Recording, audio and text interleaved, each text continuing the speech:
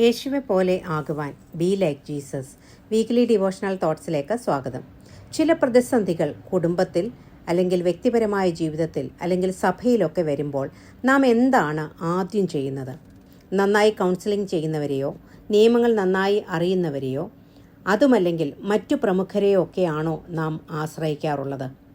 എന്നാൽ ആദിമസഭയിൽ അങ്ങനെ കൂലിക്കെടുത്ത ആരും തന്നെ അവരെ നിയന്ത്രിക്കാനില്ലായിരുന്നു, അവരെ സഹായിക്കാനും ഇല്ലായിരുന്നു. അപ്പോസ്തല പ്രവൃത്തികൾ 4-ാം അധ്യായം 23 മുതൽ 31 വരെ വായിക്കുമ്പോൾ ന്യായാധിപ സംഘം പത്രോസിനെയും യോഹന്നാനെയും വിട്ടയച്ച ശേഷം അവർ എന്തു ചെയ്തു എന്ന് കാണാം. വിട്ടയച്ച ശേഷം അവർ കൂട്ടാളികളുടെ അടുക്കൽ ചെന്നു. ആരാണ് അവരുടെ കൂട്ടാളികൾ? മറ്റു 10 അപ്പോസ്തലന്മാരും സഹവിശ്വാസികളും തന്നെയാണവർ. സ്വന്തം ജനത്തിൻ്റെ അടുക്കിലേക്ക് അവർ മടങ്ങി വന്നു. ഇനി ഈ നാമത്തിൽ പ്രസംഗിക്കരുത് എന്ന് വിലക്കിയ ന്യായാധിപ സംഘത്തോട് ഞങ്ങൾ കണ്ടതും കേട്ടതും പ്രസ്താവിക്കാതിരിപ്പാൻ ഞങ്ങൾക്ക് കഴിയുകയില്ല എന്ന് ധൈര്യത്തോടെ വിളിച്ചു പറഞ്ഞ 2 അപ്പോസ്തലന്മാർ വിട്ടയച്ച ശേഷം മറ്റു അപ്പോസ്തലന്മാരുടെ അടുക്കൽ പോയി. ഞങ്ങൾക്ക് വന്ന പ്രശ്നം ഞങ്ങൾ തന്നെ പരിഹരിച്ചോളാം എന്നല്ല അവർ കരുതിയത്. ഐക്യതയോടെ ഒരുമനപ്പെട്ട് പ്രാർത്ഥിച്ചപ്പോൾ പകർന്നു കിട്ടിയ പരിശുദ്ധാത്മശക്തി അവരെ വേറിട്ട് നിൽക്കുവാനല്ല, വിഘടിക്കുവാനല്ല, മറിച്ച് ഒറ്റക്കെട്ടായി നിൽക്കുവാനാണ് പ്രേരിപ്പിച്ചത്. സഹപ്രവർത്തകരുടെ കൂട്ടായ്മയാണ് അവർ ആഗ്രഹിച്ചത്.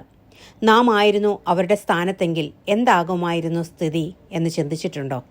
കോപവും അമർഷവും നിറഞ്ഞ് സംഘം ചേർന്ന് ന്യായാധിപ സംഘത്തിന് നേരെ സമരം പ്രസ്താവിക്കല്ലേ? മരണം വരെയും സമരം ചെയ്യുമെന്ന മുദ്രാവാക്യം സഭയിൽ ഉയർത്തില്ലേ? ഏറ്റവും നല്ല വക്കീലിനെ കണ്ട് നിയമപരമായി ഇതിനെ നേരിടില്ലേ? എന്നാൽ ക്രിസ്തുവിൻ്റെ മാതൃക പിന്തുടരുന്ന ക്രിസ്തു ശിഷ്യർ എന്തു ചെയ്തുവെന്ന് ശ്രദ്ധിച്ചു. വാക്യം 24 അവർ ഇങ്ങനെ എഴുതിയിരിക്കുന്നു: അവർ ഒരുമനപ്പെട്ട് ദൈവത്തോട് നിലവിളിച്ചു എന്ന്. ആകാശവും ഭൂമിയും സമുദ്രവും അവയിലുള്ള സകലവും ഉണ്ടാക്കിയ നാഥനെ എന്നു പറഞ്ഞ് അവർ പ്രാർത്ഥിച്ചു. ഇന്നും സാത്താൻ നമുക്ക് നേരെ ആരോപണങ്ങളും അപവാദവും കൂട്ടുകെട്ടുമുണ്ടാക്കുമ്പോൾ, നമ്മെ മാനസികമായി പീഡിപ്പിക്കുമ്പോൾ നമുക്ക് വേറെ ഒരു വഴിയുമില്ല. നമ്മുടെ പിതാവിനോട് പ്രാർത്ഥിക്കുക. അപ്പോസ്തല പ്രവൃത്തികളിൽ രേഖപ്പെടുത്തിയ 2ാമത്തെ പ്രാർത്ഥനയാണ് ഈ പ്രാർത്ഥന. ആദ്യ പ്രാർത്ഥന യൂദാസിന് പകരക്കാരനെ തിരഞ്ഞെടുക്കുന്ന സമയമാണ് പ്രാർത്ഥിച്ചത്. ഈ പ്രാർത്ഥനയിൽ ദൈവം സർവത്തെയും ഉണ്ടാക്കിയവൻ അല്ലെങ്കിൽ സകലത്തിൻ്റെയും അധികാരിയാണ് എന്ന് പറയുന്നുണ്ട്. സർവത്തെയും എന്നാൽ ന്യായാധിപ സംഘത്തെപ്പോലും ഉണ്ടാക്കിയ ദൈവത്തോടാണ് അവർ പ്രാർത്ഥിക്കുന്നത്. തങ്ങളുടെ പ്രാർത്ഥനയിൽ ഒരു വേദവാക്യം ഉദ്ധരിച്ച് അവർ പ്രാർത്ഥിക്കുന്നു. 2ാം സങ്കീർത്തനമാണിത്. അതൊരു മശിഹ സങ്കീർത്തനമാണ്. ജാതികളും വംശങ്ങളും രാജാക്കന്മാരും അധിപതികളും ഒന്നിച്ച് യേശുവിനെതിരായി നീങ്ങി.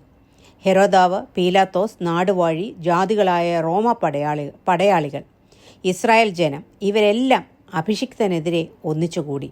ഇപ്പോൾ ഇതാ തൻ്റെ ശിഷ്യന്മാരുടെ നേരെയും ഇതേ കാര്യമാണ് നടക്കുന്നത്. എന്നാൽ ഒരു കാര്യം നാം മനസ്സിലാക്കുക: എന്തൊക്കെ പദ്ധതികൾ എവിടെയൊക്കെ നടന്നാലും അവയൊക്കെ നിയന്ത്രിക്കുന്നത് ദൈവമാണ്. തിന്മയെപ്പോലും നന്മയാക്കി മാറ്റുവാൻ നമ്മുടെ ദൈവത്തിന് കഴിയും.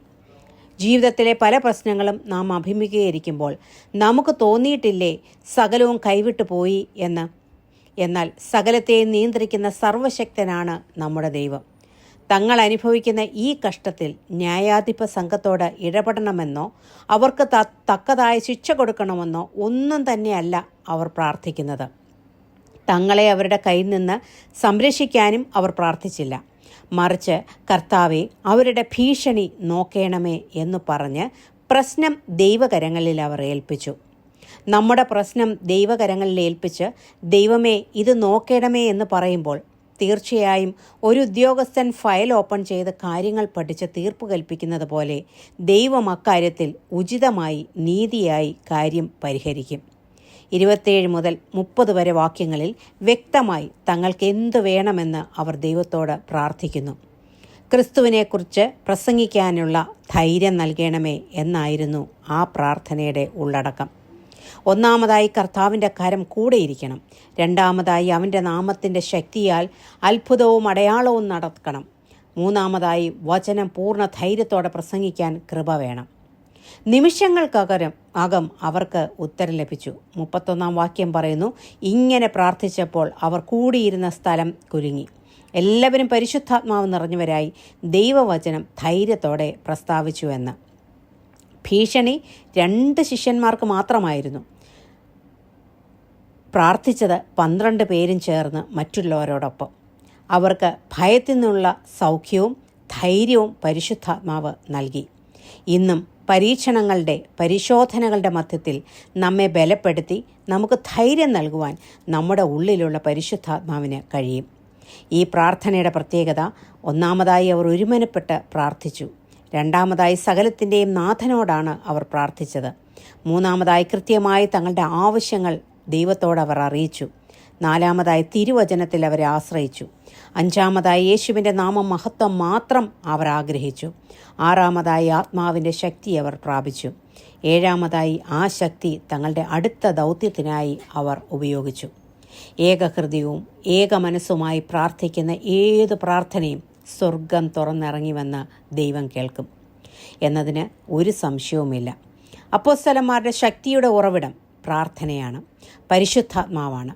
യേശുക്രിസ്തുവിനും അതേ ശക്തിയായിരുന്നു ഉണ്ടായിരുന്നത്. ഇതേ ശക്തി ഇന്ന് നമ്മിൽ നിറച്ച് തൻ്റെ ദൗത്യത്തിനായി നമ്മെ ഓരോരുത്തരെയും ഉപയോഗിപ്പാൻ കർത്താവ് ആഗ്രഹിക്കുന്നു. ദൈവം അതിനായി നമ്മെ ഒരുക്കട്ടെ എന്ന് പ്രാർത്ഥിച്ചുകൊണ്ട് ഈ ധ്യാനചിന്ത ഇവിടെ അവസാനിപ്പിക്കുന്നു. God bless you all.